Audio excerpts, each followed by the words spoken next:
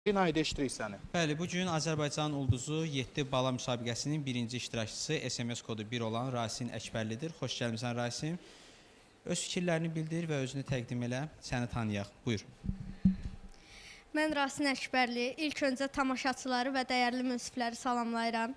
Mən Azərbaycan xalqından səs gözləyirəm. Mənə bu yolda dəstək olan Zaqatala rayonunda Səfiyə və Vüqar müəllimə, Cəlilabad rayonunda isə dəyərli Əlzami müəllim, Həqiqət müəllimə və Ruslan müəllimə öz təşəkkürümü bildirirəm. Mənim musiqimi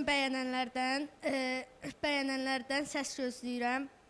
Azərbaycan xalqından həmçinin və sərhədçi zabit gizirlərdən səs gözləyirəm. Rasin Əkbərli, SMS kodu 1. Qeyd edim ki, Rasinin atası hərbiçidir. Allahdan bütün hərbiçilərimizə can sağlığı arzu edirik. Alqışlayaq hərbiçilərimizi. Səslənsin Rasin Əkbərlinin ifası.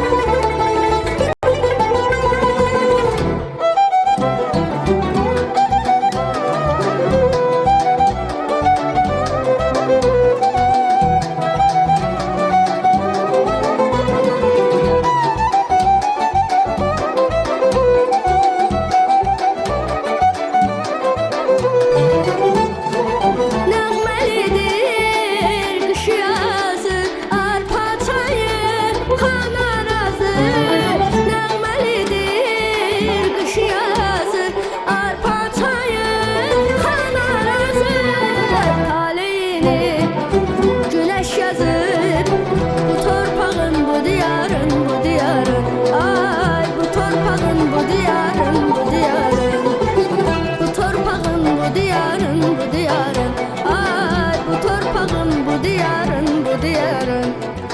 Bu torpağın, bu diyarın, bu diyarın. Ay, bu torpağın, bu diyarın, bu diyarın. Bu torpağın, bu diyarın, bu diyarın. Ay, bu torpağın, bu diyarın, bu diyarın. Təşəkkür edirik Rasin Əkbərli. SMS kodu 1. Maşallah olsun, bugün biri-birindən maraqlı, rəngarəng